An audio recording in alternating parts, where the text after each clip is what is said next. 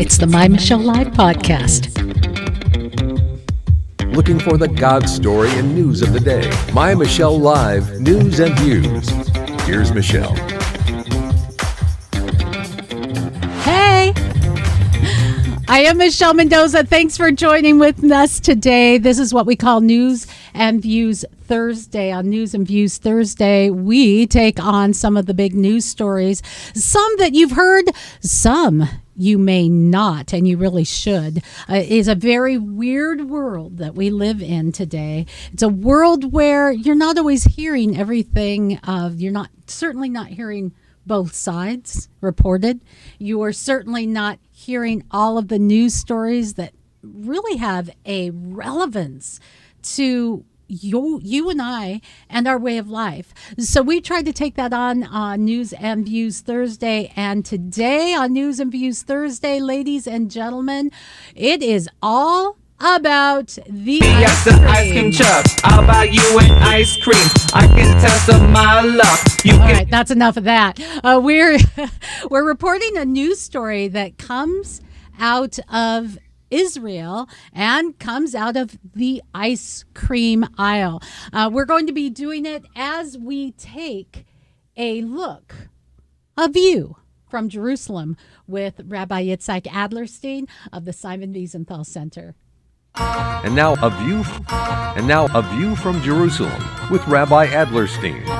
Rabbi, thanks for joining us today. I'm going to play a news story. You will not be able to see it. I'm sorry, but our viewers will be able to view it. This is coming from Ben & Jerry's, and it's coming at, I should say, Israel. Believe it or not, ice cream is top of the news agenda here in Israel because on Monday, Ben & Jerry's announced that from the end of next year, it will no longer sell its product in the occupied Palestinian territories. The Vermont-based company behind products like Chunky Monkey and Fish Food said that the continued sale of its product in these areas was inconsistent with its values and announced that from the end of next year, it will terminate an agreement it has with an Israeli manufacturer and distributor to produce its products here in Israel. And financially, it's not a big deal, but politically, it's been pretty explosive. The Prime Minister called the CEO of Unilever to complain. Unilever, of course, owns Ben & Jerry's. Now, this isn't Ben & Jerry's first foray into politics. The company has been very vocal on political issues, on everything from the issue of climate change to same-sex marriage.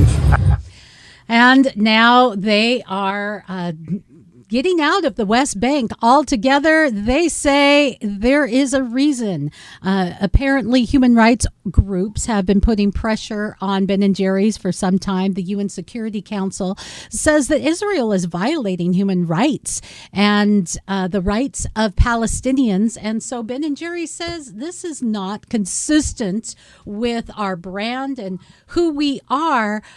This interesting little bout in your ice cream aisle is having huge implications.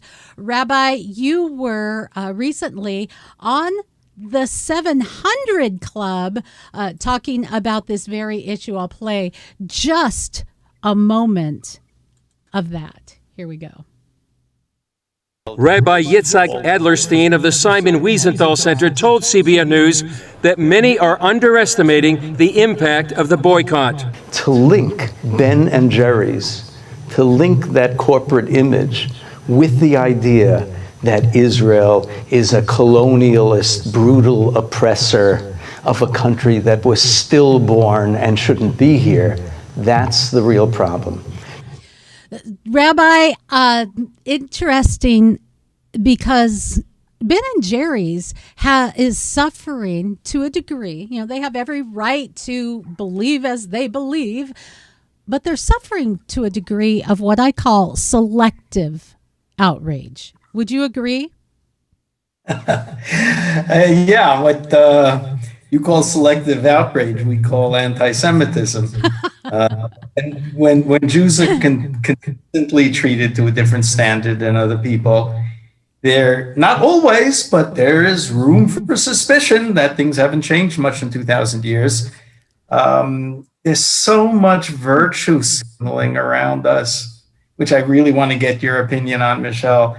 for people who pick a target and then show how virtuous they are by announcing their ire and not in our name, and they're totally inconsistent with not applying the same standard elsewhere.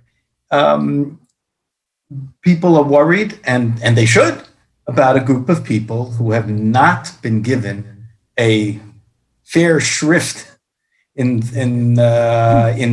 decades.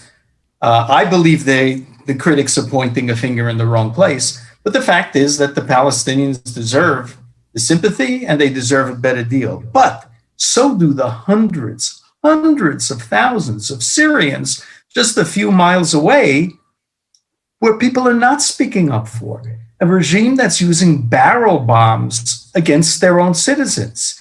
We're watching a real genocide, not the phony one that some of the BDS people are talking about, a real genocide in China.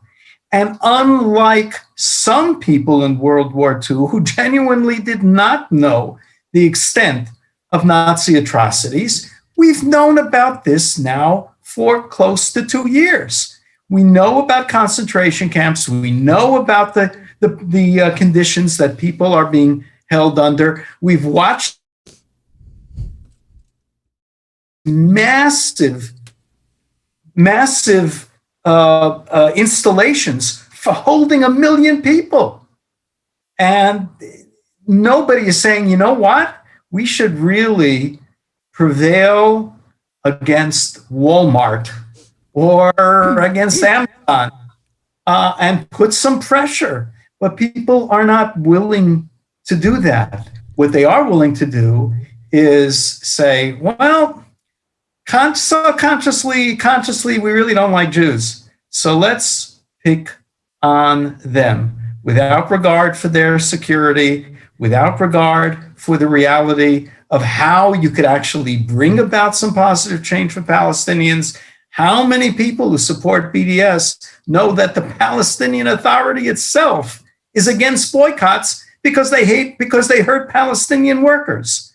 So yes, there's some selective stuff going on, and it makes people feel good, but that's not the full extent of it, Michelle. As I said on the 700 Club, that there's a combination of things that are like a double whammy for Jews and for non-Jews. Part of it is that the virtue signalers are trying to do is, as I heard this guy Adlerston say a few minutes ago, to create an impression with the public. Most people don't think too deeply into things. That's why MSM, mainstream media, has such a profound effect upon people, even though in a recent poll of 46 countries, Americans were at the bottom of the list in confidence in media. They don't believe it, but by watching it often enough, you get the same impression. The impression here is, Ben and Jerry's is good. Look at the beautiful cartoons on their package and the delicious flavors. I like Ben and Jerry's. Ben and Jerry's good. Israel bad. And that's all you have to do. And you promote that figure in a time that global anti-Semitism is just skyrocketing. Yes. The streets on the street for being Jewish. That's another factor, and certainly not the only one. But what BDS is trying to do here is to create the impression that Israel is a pariah state, and it doesn't take that much. You take a Ben and Jerry's all full of light and sweetness, and create. Well, these guys are boycotting Israel. It means Israel's bad. And that's a huge gain. Now, if they're going to all of that trouble, then surely there is something to their concerns. That's what goes through the minds of a lot of Americans. And you've talked about BDS, which is the Boycott, Divestment, Sanctions Movement. They are trying to end international support for Israel's what they call oppression of the Palestinian people and the Palestinian state. it is very easy for us to be presented with a picture.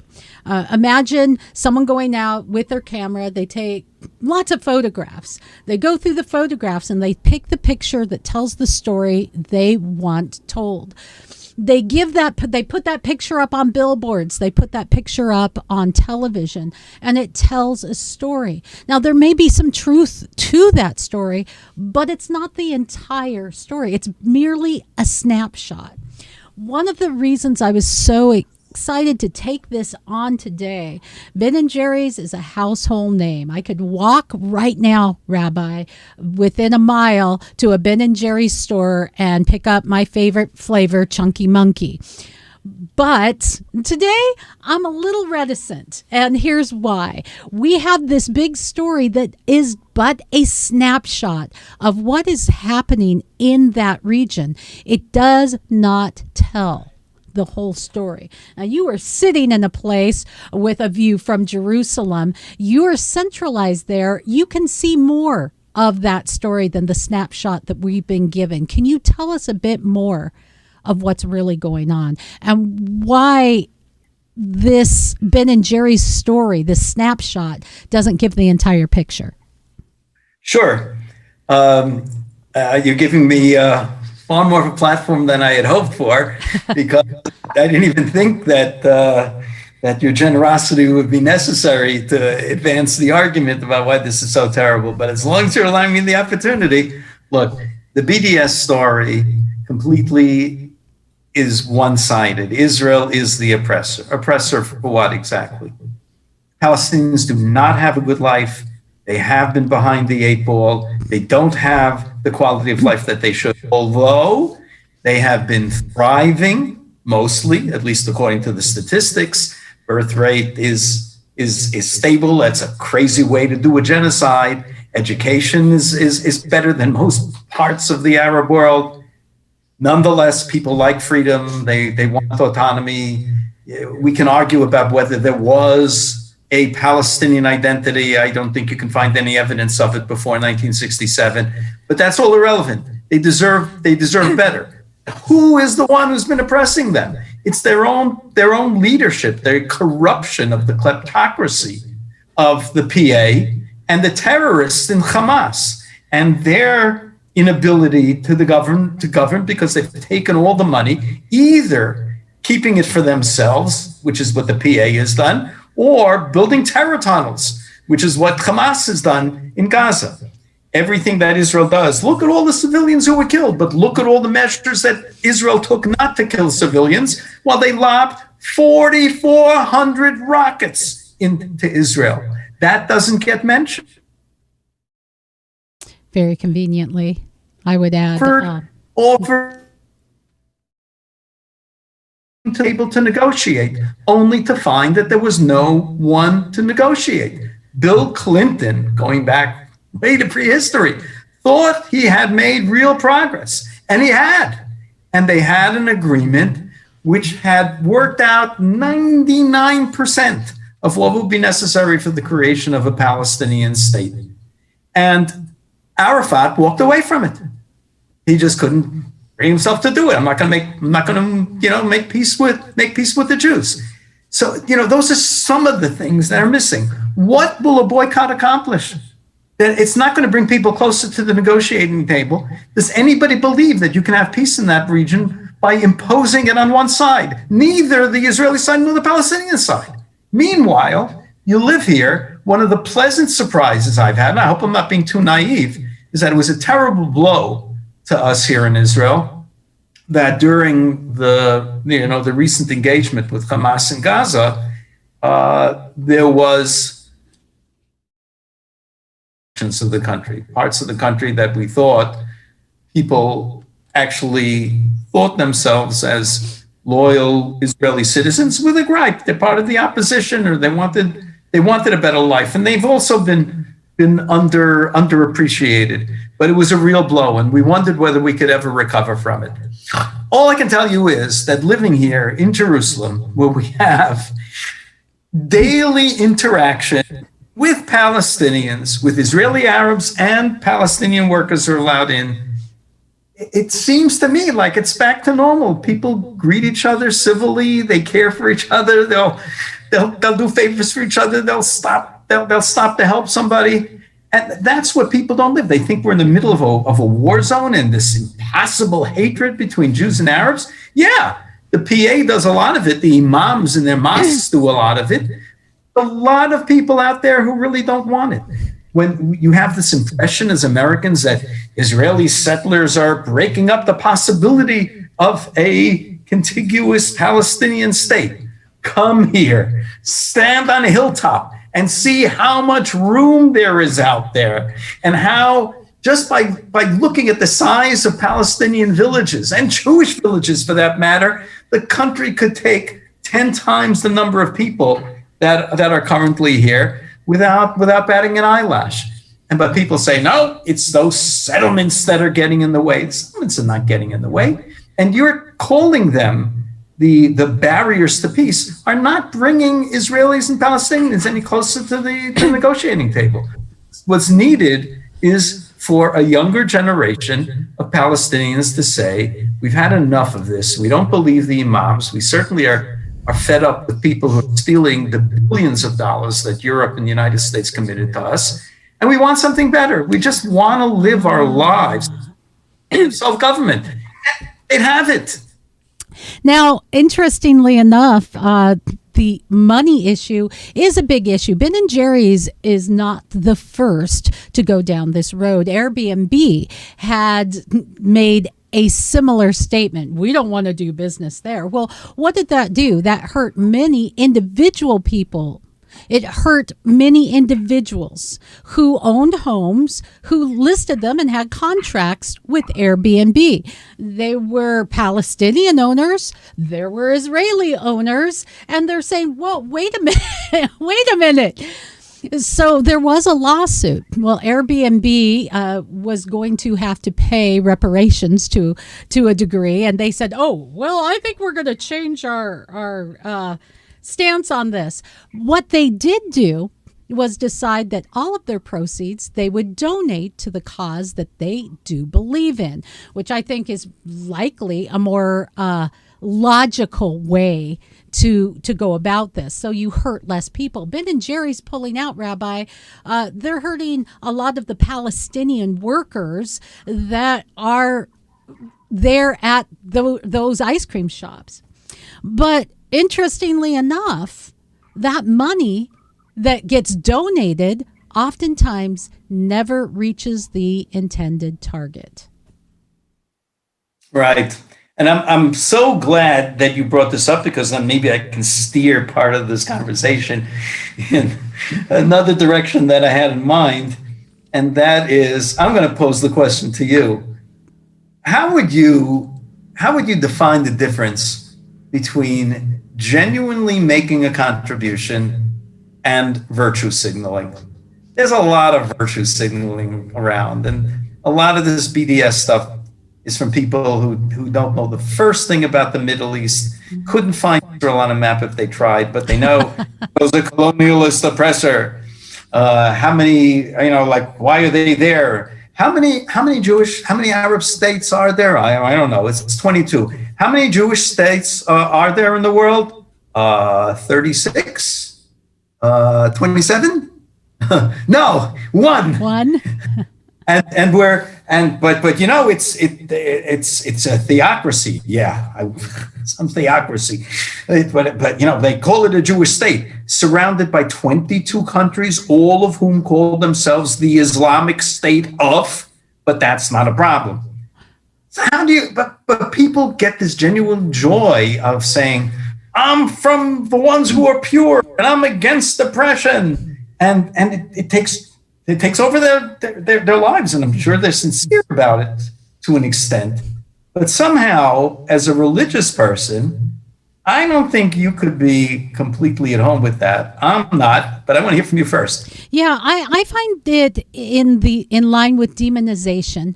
It feels good to make someone into the enemy. That makes me the hero. I am the savior. I am the good. You are the bad. We have a problem in our society of demonization, and here in the United States, critical race theory, for example, is being propagated in our schools. It's a theory that says that if you are white, you are inherently bad. Children are inherently bad, and they hate each other, and they come with privilege. Tell that to the poor kids who have never seen a family member in college and never owned a pair of shoes in the foothills there in Tennessee. There is an idea of demonization, and the demonization dehumanizes people. It dehumanizes, it criticizes, it makes you less than human. And if you are less than human and you are pure evil, then there really is no working with you. There is only an idea of destroying you. In that, there is no moving forward. In that, there really is no peace, because peace insinuates, assumes that there are two people that can work together to find peace. What it does is, in the end, in my opinion, leads to annihilation and war. Very, very cogent arguments. I'm going to add on to them, if I may, two more. One coming from antiquity. I don't think we even know the source of it fully. And the other one closer to home, from our Judeo-Christian heritage. The one from secular antiquity was that the first rule of ethics is first, do no harm. First, do no harm. There are lots of people out there who scream for all kinds of solutions, never thinking that, well, what does this mean, actually? Who's going to be impacted by it? The only thing they're concerned about is impacting the environment, but not the human environment. What does this mean to people on the ground? How does this play out in the search for real peace? Real tranquility, real brotherhood between people. It's slogans. So I'm uncomfortable with any kind of program out there which claims to speak truth to power, but won't address the impact of what they're saying. It's nice that you have the Democratic Socialists of America who are saying we're not doing enough, and we've got to do more. It's easy for them to say when it's somebody else's dime, and what they're proposing is a kind of socialism, which we know is a failure. And we've had, a whole century, the 20th century, to play with it and to see the evils of it.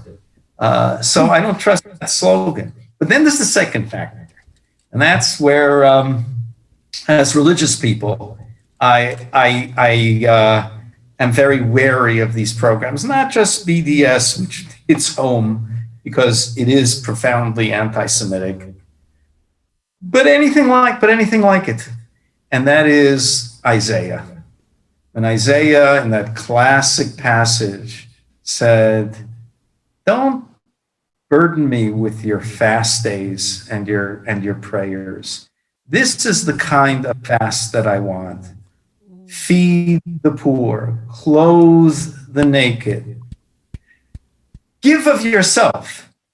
I think that what Isaiah is saying, if he would have been around in the 21st century, he would blame it on his gym. No pain, no gain.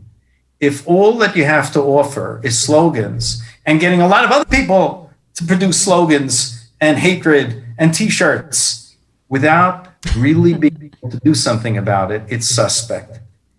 This is important. I want to intervene here because we're preaching this kind of equity, and yet we, in our demonization, leave people in the wake and create a whole new generation of yet more victims.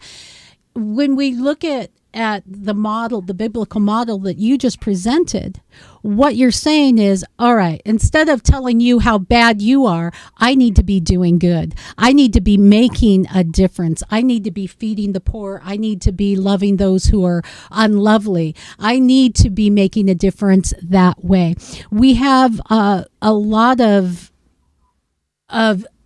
blame that gets put out, and it makes me feel better to say, I'm part of the woke, the enlightened.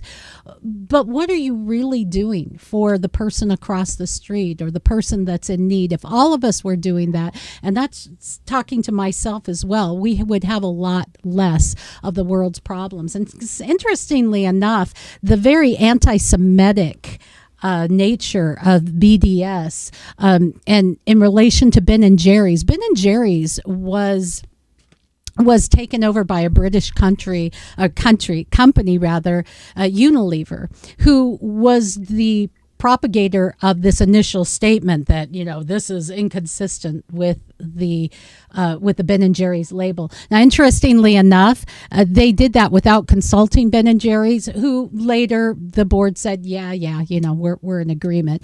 Nonetheless, something very interesting that was brought up by one of our producers, Giselle, was that this British company in Great Britain, there is a much greater Islamic presence than there is in the United States. So this seems very, very,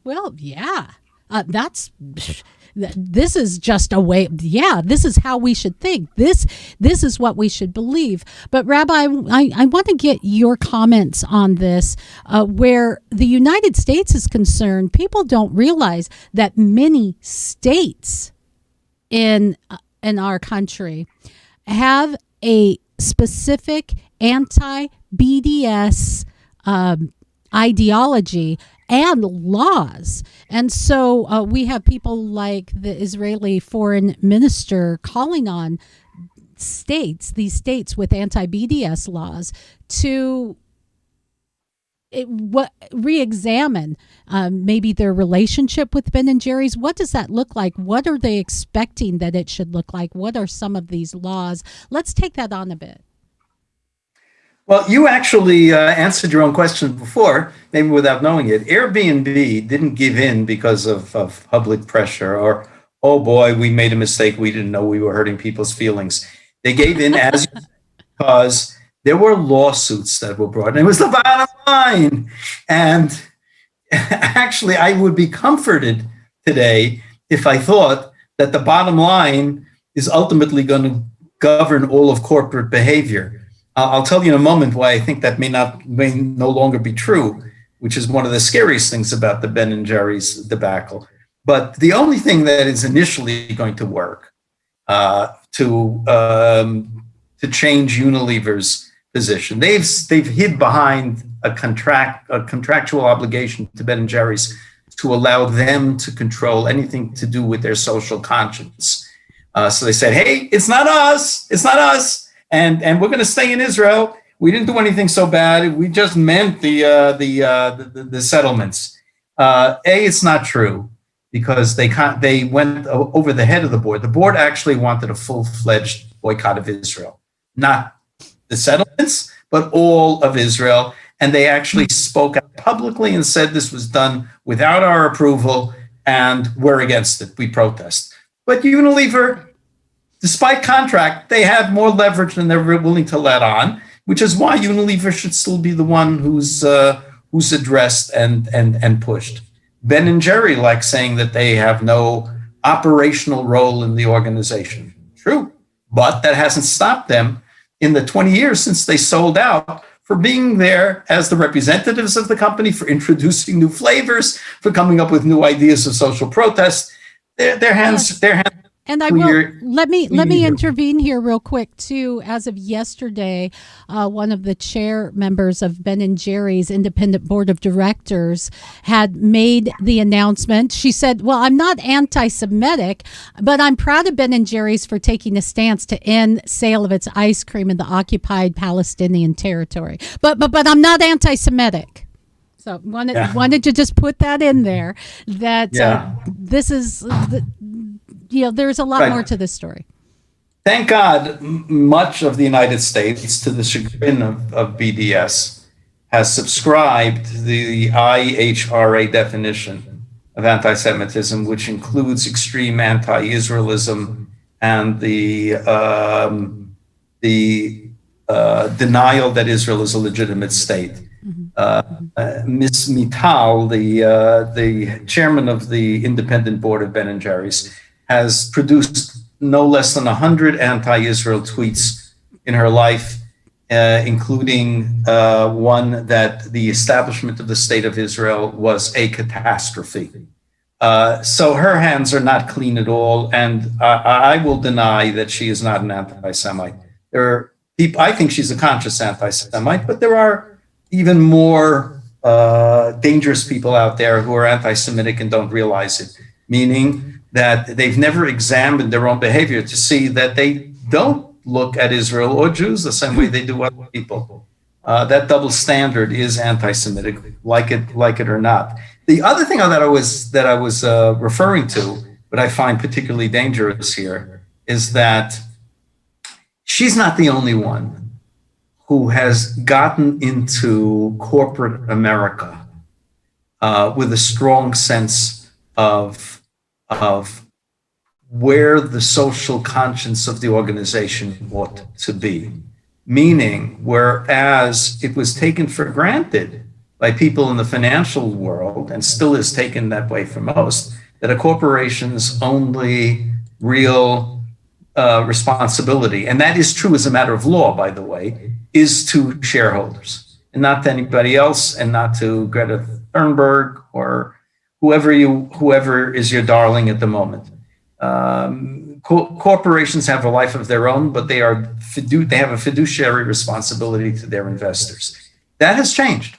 We see more young people in corporations, in high places in corporations, who've basically absorbed what they did in colleges, which are notoriously far left, anti-US and anti-Israel, and that's become part of their persona, and that now has crept into the corporate protocols of America, and that spells a real problem for all of us, especially for people in the religious community who are going to see corporate moxie standing behind the increased efforts of many people on the left to completely undo religion and religious values and treat them as in conflict with the basic humanity of all of us.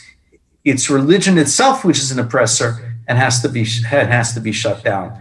The fact that many of these people are now in positions of responsibility of corporate America means that we're going to be looking at cooperation between corporate America, the Fifth Estate, journalists, and the government.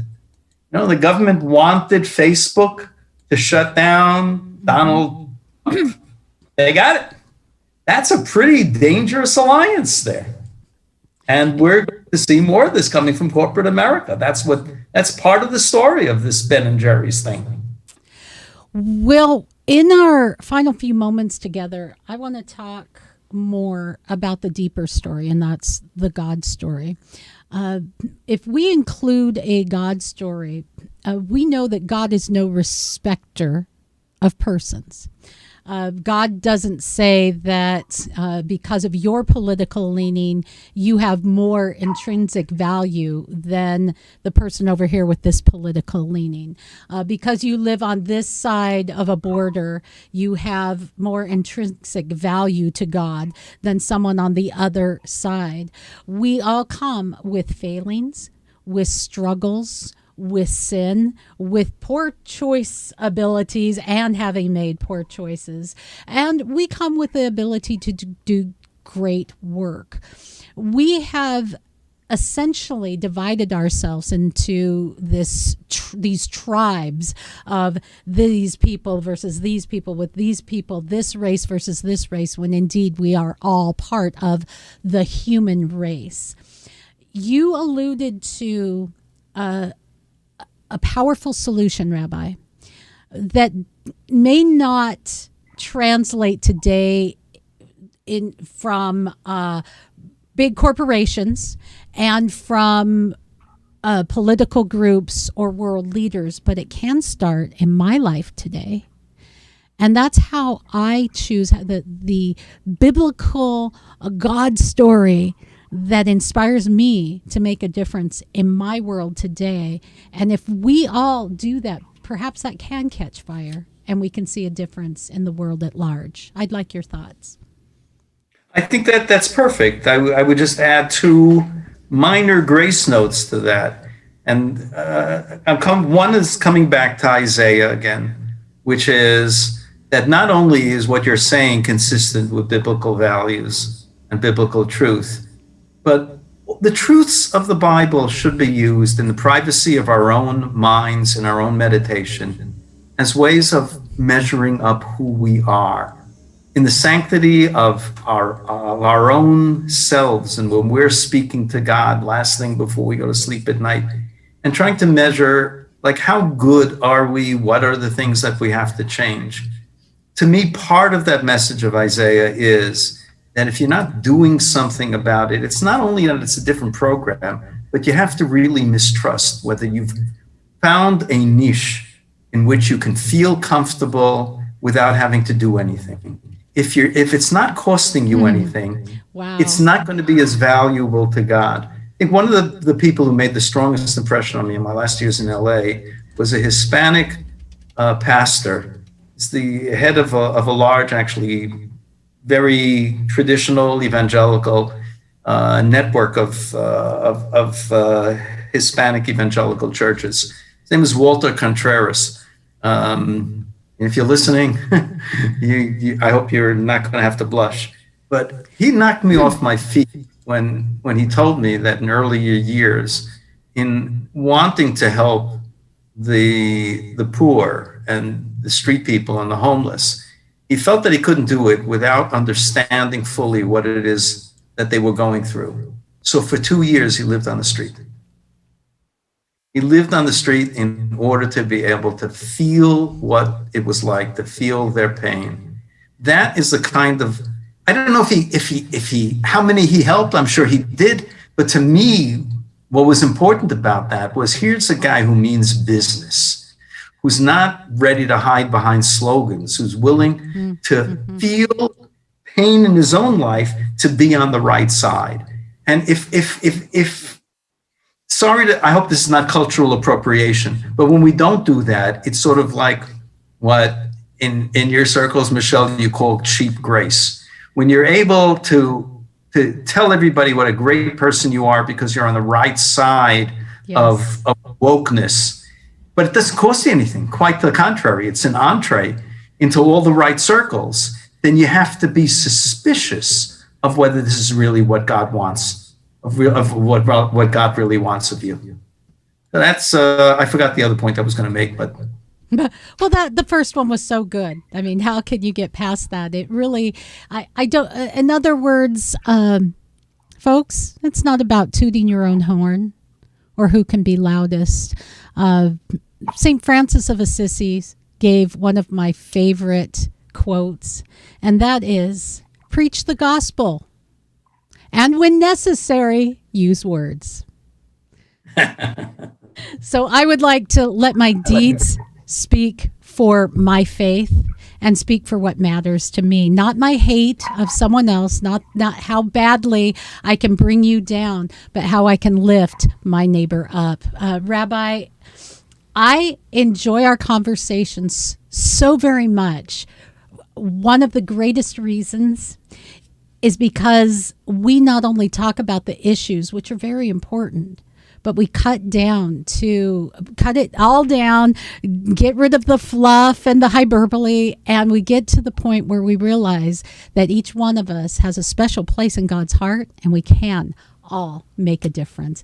As you've been watching today, I want to give special thanks to one of our sponsors, and that is the folks from Real Bearded Men. From Wild Scrub Brush to Gentleman Refined Stash Wax from Real Bearded Men. at MyMichelleLive.com. A product that I can recommend, but I will never use, stash wax, right there. So thank you very much for our sponsors. You can go to My Michelle Live, like us, share us, comment, and continue to support people who are getting more of the word out. Because if we do not, we will lose the freedoms that we have enjoyed so very much of the press. We will lose the freedom of speech that has been so hard fought for. These stories need to be talked about and they need to be told. No, you don't have to agree.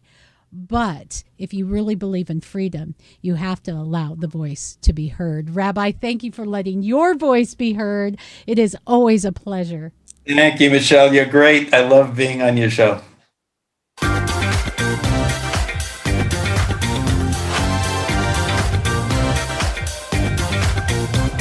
More news and views at MyMichelleLive.com.